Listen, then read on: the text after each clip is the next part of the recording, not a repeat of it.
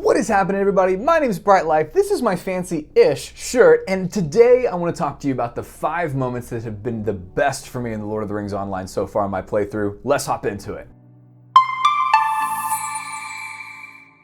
Alright, so before I go into these 5 things, I want to just give a quick preface to what we're going to talk about today.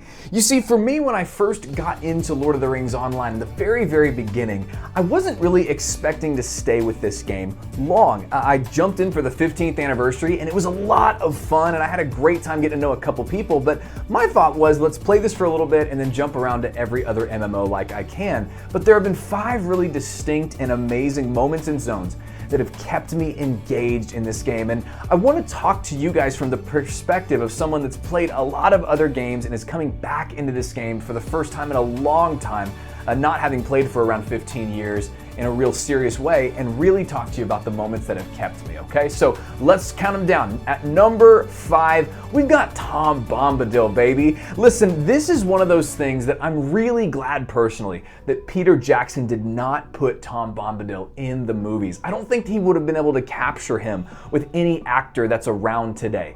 I just don't think that the character of Tom Bombadil, this enigmatic, mysterious character, would have been captured well on film. Well, it was captured perfectly by the Turbine team when they developed Lord of the Rings Online. The skipping, prancing, singing, melodic character that we find in the Lord of the Rings Online is a perfect representation, in my mind, of what Tolkien intended for Tom Bombadil. He's supposed to be a skipping, prancing character that lives fully at peace regardless of what's happening in the world around him, and they really captured that here in the Lord of the Rings Online.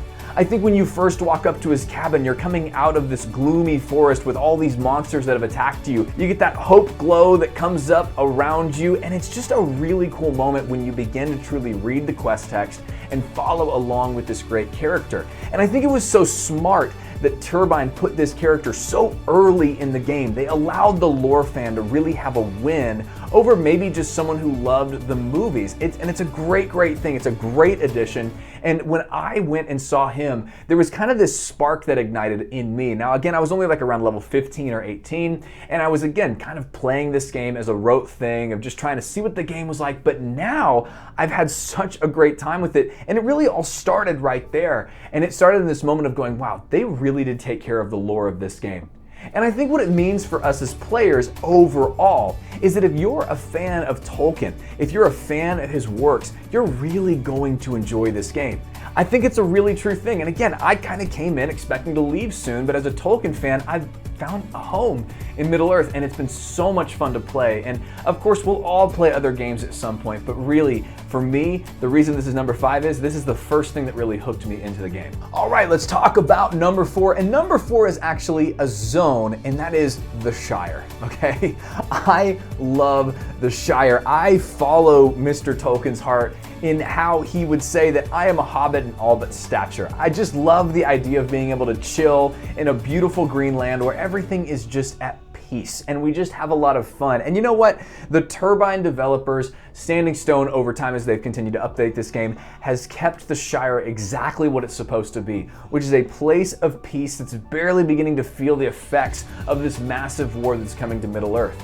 And as you begin to quest through the Shire, it's such a quaint experience, and I think that was a really cool thing as I started my Hobbit character.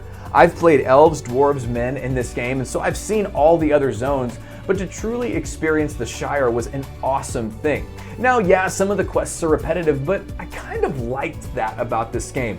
And I promise I'm not trying to smoke copium here when I say that I think that the fact that you start off with such meaningless quests like delivering mail parcels and killing 3 wolves or whatever it may be, or becoming a bounder, it kind of falls in line with Frodo, Sam, Merry, and Pippin's and Fredegar's journey with the ring. They start just as unassuming hobbits, and that's kind of how Tolkien wrote hobbits, and then over time this journey almost began to hit them in the face. And what's cool is as you follow the main story quest from a hobbit's perspective, I think it's cool to see that the main story quest starts very simply. You're going to fetch fireworks, you've become a bounder. It's things that don't really matter in the wide world. but eventually you get caught up in this great turmoil and battle to where me now leveling at 45 at the time of recording this, I just fought a Nazgul in the game, and it felt really like a cool progression to go from, picking up fireworks and becoming a bounder all the way to fighting a Nazgul, chasing after an undead dragon, all of those crazy things, and it all started in that amazing zone called the Shire, which is why I would say it's number 4 for me. All right, number 3, my number 3 favorite moment in Lord of the Rings Online was the Forsaken Inn questline. And it was the questline that allowed you to go into an instance with some friends. Now, if you're like me, you played a long time ago. You played 15, 14 years ago, maybe you got through Moria at most, and then you took a break. Wrath of the Lich King had come out, and it was a really great expansion, and you went through other MMOs, and now you're just now returning because there's some hype with the game. Well, one thing that I'd been wondering was, Turbine did such a great job way back in the day of taking care of this game and taking care of the lore and making it really fun. And so I'd wondered, as things had transitioned over through developers, had they managed to create a really good experience? And I didn't have to wait long to find out. Because at around the level 25 area, I got to do the Forsaken Inn dungeon with my friends, and it was a dungeon that didn't exist whenever I played a long time ago. Well, let me tell you, friends, I was so pleasantly surprised. It was an incredible questing experience with actually some really cool mechanics. There were floor traps that would activate traps that if you stepped on it, you would instantly die, which is actually really cool for a dungeon. And then there were doors that would only open if you used the right emote at the door in response to a riddle that the door gave you. Very Tolkien-esque and puzzly, which I thought was really cool. And then the ending boss was actually quite challenging. It took us a few times to actually bring him down. And I remember that as I played this, I thought, you know what? Standing Stone might have done a really good job with this game. Now, of course, I've got a long way to go, but from what I've heard from longtime fans of the game, that is kind of how they've done things. They've taken a great foundation and they've built upon it. They've added things to it that make the game really fun. And I was surprised to say this, but I really do think that it's one of the more engaging dungeons that I've played in a long time.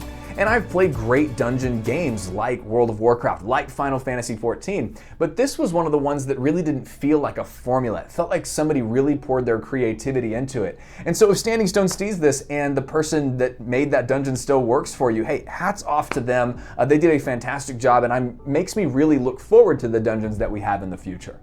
All right, number 2 favorite thing about my Lord of the Rings playthrough so far has been the Bilbo Baggins Goblin Town quest. It was so good. Now, I did a video about this recently. It's a very long video, but to sum it up in short, Bilbo apparently runs off after the Fellowship leaves the Rivendell with the Quest of the Ring, and he runs off because he's jealous, and that's at least what you think at first. And as I read through the quest text and really enjoyed the story, I was engaged the entire time. The story was really good. It had twists and turns. It brought you to Goblin Town. You got to meet Bilbo and hear a little bit more about his heart. And there were some really funny moments in this quest too, like moments that I actually found myself laughing at, and not just because I had a lot of tequila that night. Like, it was a genuinely fun experience, and it was again another confirmation that Standing Stone, as they've added things into this game off of the basis of what Turbine did, they've done a great job. They've had a lot of fun with the storytelling. There's some real passion in their work. It's not just a rote, MMO thrown on the wall, see what sticks. There's been some real talent poured into this game. And I think that's really different from the perspective that I get very often from people that are very skeptical about this game. You can definitely come into this game and experience some lag, which needs to be fixed, maybe some older, outdated graphics, which could be updated a little bit. And you could come to this game and just go, it's just another MMO. But it's moments like the Bilbo quest that really made me kind of go, wow, this is actually a really good game. Like, this game has some real passion in it. And again, hats off to Standing Stone, hats off to the team over there for pouring some passion into this game. And if you're one of those that was, again, like me, whenever I first started, thought this is just kind of an MMO that exists and is on life support, I really don't think that's true. I think this is an MMO that has a lot of passion and art in it, and I've been really enjoying discovering the art inside of this MMORPG. All right, before we get to number 1, I want to give like an honorary first place, because it's not really in the game, but it's really what's made the game really enjoyable, and that is you. That's right, you. I started this journey a little around 6 weeks ago now, I think it was, and you know what? I didn't really expect the reception that I've gotten. The Lord of the Rings online community has been so outrageously kind to me and friendly to me. You guys have subscribed to the channel, you've subscribed to the Twitch channel, you've made this really fun, and every night that we get on Twitch, it seems like we're always at the top of the viewer charts in the Lord of the Rings online category, and it's all been because of you guys. Your reception has been so kind and so sweet, and so I just want to take a sappy moment to say that I definitely would not be playing with as much passion and enjoyment without all of you guys. And so I just want to say thank you. Thank you to all of you that have watched videos, left comments, left likes. It really does mean the world to me. And so my honorary number one is you, the community. And for those of you that don't stream, don't want to create content, please know that the community in this game is really cool. They're very friendly. The people that are active in this game love this game. They love sharing their community with you. And so I think that's a really cool honorary number one. All right, well, let's get to the number one in the game. The number one moment that I've loved the most since playing Lord of the Rings Online, and that is without a doubt in my mind, the J.R.R. Tolkien quest. Now, I was playing one night with a couple of my friends on stream, and one of them, shout out Green Eyed Gamer Girl, said, hey, you need to go try the J.R.R. Tolkien quest. And I said, what J.R.R. Tolkien quest? Well, it turns out if you go to Evendom, there's a little area, and I can link the quest below for you, where you meet a hobbit that has the second name Ronald and then another hobbit name. But as you begin to do this quest, you find out that this is the J.R.R. Tolkien character in the game. Your first quest is to go after a stuffed dog, which represents Tolkien's dog in real life, and then you go find this missing page of a document where the first line of the document is a slightly modified first line of the Fellowship of the Ring. And it was just a really cool, like, sobering moment for me because I really love Tolkien. I've loved his work for a long time. I'm a huge fan, as are many of you, and it was a cool thing to, even in video game form, get to sit with J.R.R. Tolkien. And it gets even better because you actually end up taking a trip to the Shire where you meet one of Tolkien's best friends and one of my personal heroes, C.S. Lewis. You meet them in the, well, I don't want to spoil the quest for you, but to meet them in a very significant room. And if you're a fan of like the background of Tolkien and where he used to hang out with his friends and who he used to hang out with and what they would talk about, it was just a really cool quest experience. And again, it kind of goes back to this idea that I've really come to love about the Lord of the Rings Online, which is that the developers really took care of Tolkien's work.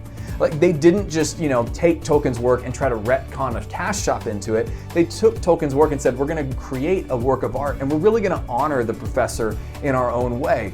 And there's a lot of talk around the lag, and there's a lot of talk around the old graphics, but you know what, to be totally honest with you, if I had to choose between not the most optimized game, but one that really took care of Tolkien's lore, and maybe a super high budget film TV series that doesn't really take care of Tolkien's lore, not really saying anything there, I would definitely choose the former. I would choose the one that really took care of Tolkien's work, and being able to sit with Tolkien, even in game, in a way in game, to be able to sit with him and share a pipe with him in the game based on the quest reward that he gives you at the end. It was just a really cool moment, and I think it was the most, for me, powerful and significant moment in the game. And so if you haven't done that quest yet, please go do it. It's really cool. Even if you know what's coming, it kind of blows your mind, and it will make you really happy as a Tolkien fan.